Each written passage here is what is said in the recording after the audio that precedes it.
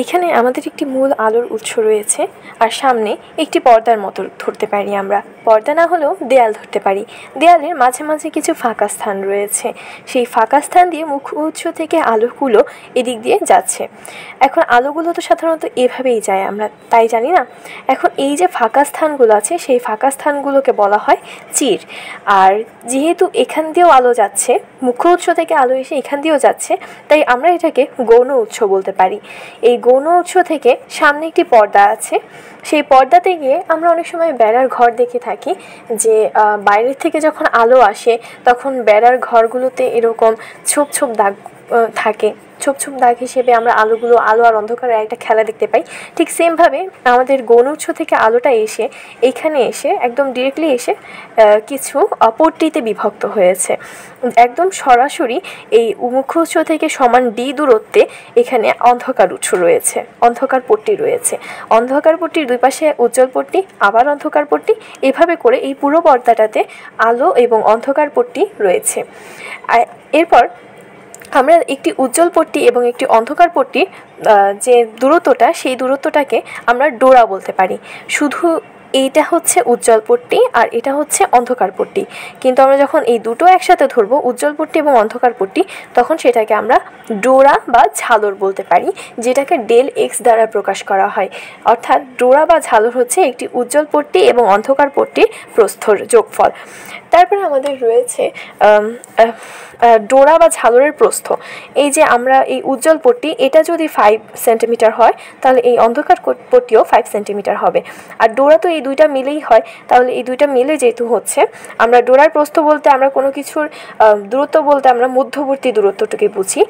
তাহলে এই ডোরার মধ্যবর্তী দূরত্ব বা ডোরার প্রস্থ বা ঝালরের প্রস্থ সূত্রটি হচ্ছে del x is equals to lambda D by 2d।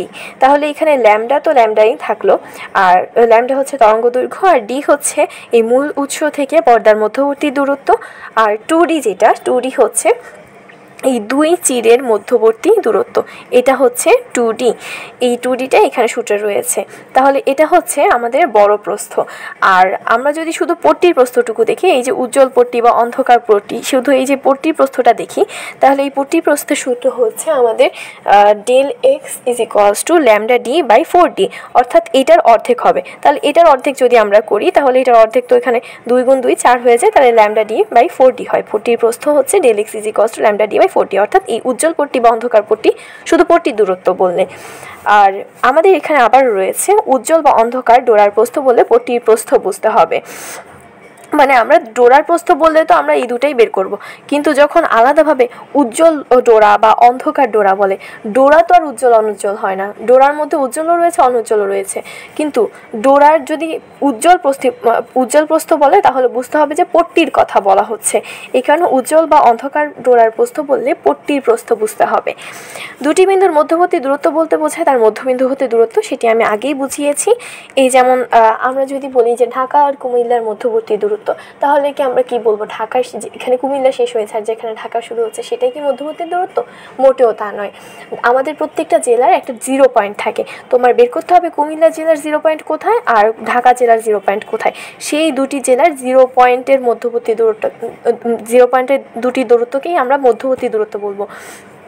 আমরা অনেক সময় উপরে লেখা দেখি না যে ঢাকা 10 কিলোমিটার, কুমিল্লা 10 কিলোমিটার, তার মানে কি আমাদের ঢাকা শহরে ঢুকতে 10 কিলোমিটার লাগবে? মোটেই না। আমাদের সেই শহর থেকে ওই 0 পয়েন্ট, ঢাকার 0 পয়েন্টে ঢুকতে 10 কিলোমিটার লাগবে।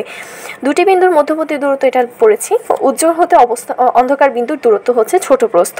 তাহলে আমরা এই যেমন একটা ধরলাম, এই যে আমাদের যে ডোরাগুলোর পট্টিগুলো রয়েছে, উজ্জ্বল, অন্ধকার, উজ্জ্বল, আবার হচ্ছে অন্ধকার। তাহলে উজ্জ্বল হতে অন্ধকার বিন্দুর দূরত্ব, তাহলে এই যে একটা উজ্জ্বল বিন্দু আর এটা একটা অন্ধকার বিন্দুর দূরত্ব, তাহলে দূরত্ব বলতে তো মধ্যবর্তী দূরত্ব, তাহলে এটা একটা ছোট প্রস্থ হচ্ছে না?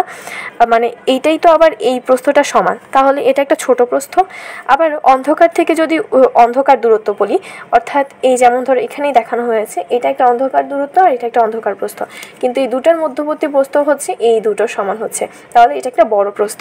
সেমভাবে উজ্জ্বল থেকে উজ্জ্বল পট্টির দূরত্ব একটা বড় প্রস্থ হবে।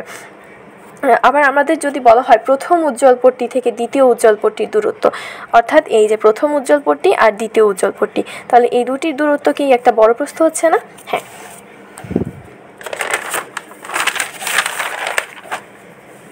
এরপর আসি আমরা প্রথম হতে তৃতীয় উজ্জ্বল পট্টির দূরত্ব বললে কি করব। এই যে একটা প্রথম উজ্জ্বল পট্টি, আর এটা হচ্ছে দ্বিতীয় উজ্জ্বল পট্টি, আর এটা হচ্ছে তৃতীয় উজ্জ্বল পট্টি। তাহলে আমরা 3 থেকে 1 বিয়োগ করব, তাহলে থাকবে 2টি বড় প্রস্থ হবে। তাহলে এই দুটির দৈর্ঘ্য, এই 1 নাম্বার উজ্জ্বল পট্টি থেকে 3 নাম্বার উজ্জ্বল পট্টির দৈর্ঘ্য হবে 2টি বড় প্রস্থ।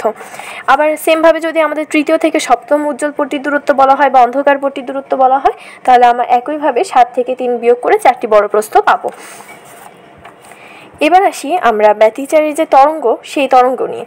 তরঙ্গের এই যে আমরা মনে করি এইখান দিয়ে একটা তরঙ্গ গেছে, আবার এই যে একটা তরঙ্গ গেছে, দুটি তরঙ্গ কিন্তু উপরের দিকেই আছে, ধনাত্মক দিকে, অর্থাৎ এরা সমদশায় রয়েছে। সমদশায় থাকলে আমরা তরঙ্গ দুটি যোগ করে থাকি সাধারণত। আর যেহেতু এরা সমদশায় আছে, তাহলে যোগ হয়ে এরা একটা বড় ধরনের তরঙ্গ তৈরি করবে, এটাই হচ্ছে সেই বড় তরঙ্গ। তাহলে যেহেতু সমদশায় থাকবে, আমরা মনে রাখবো সমদশায় থাকলে তারা উজ্জ্বল ব্যতিচার তৈরি করে বা উজ্জ্বল বিন্দু তৈরি হবে এখানে। আর এইদিকে যদি আমরা আসি, এদিকে হচ্ছে এইখান দিয়ে একটা যাচ্ছে, এটা হচ্ছে আমরা ধরি +5, আর এখান দিয়ে একটা যাচ্ছে, এটাকে আমরা -5 ধরতে পারি। তাহলে এই দুটো যোগ করলে তো আমাদের যোগফল 0 হয়ে যাচ্ছে। তাহলে এখানে কোনো আলো থাকছে না, এটা হচ্ছে অন্ধকার বিন্দু। এখন আমরা বলতে পারি যে সমদশায় থাকলে সেটাকে আমরা গঠনমূলক ব্যতিচার বলবো, আর এই অন্ধকার দশায় থাকলে আমরা সেটাকে ধ্বংসাত্মক ব্যতিচার বলবো। এখন আমাদের ব্যতিচারের যে শর্তগুলো, যে গঠনমূলক বা উজ্জ্বল বিন্দুর যে শর্ত, সেটা হচ্ছে x = n ল্যামডা। n হচ্ছে λ/2 এ জোড় গুণিতক, অর্থাৎ 2n সংখ্যক গুণিতক। আমরা n বলতে তো বিজোড় বুঝি, আর যদি 2 গুণ হয় সেটাকে আমরা জোড় গুণিতক বলে থাকি। তাহলে আমাদের গঠনমূলক বা উজ্জ্বল অর্থাৎ সমদশা সম্পন্ন বিন্দুর ক্ষেত্রে আমাদের হচ্ছে λ/2 এর আমরা জোড় গুণিতকটা পাবো। আর সেমভাবে ধ্বংসাত্মক বা অন্ধকার ব্যতিচারের ক্ষেত্রে আমরা পাবো হচ্ছে বিজোড় গুণিতক। 2n এর সাথে যদি আমরা 1 গুণ যোগ করে ফেলি, যেমন ধরুন 2 আছে আর n এর মান 1, তাহলে 2 × 1 + 1, তাহলে এটা আসছে 3, তাহলে এটা হচ্ছে একটা বিজোড় গুণিতক। তাহলে 2n + 1 × λ/2, অর্থাৎ λ/2 এর বিজোড় গুণিতক হবে ধ্বংসাত্মক বা অন্ধকার ব্যতিচারের ক্ষেত্রে।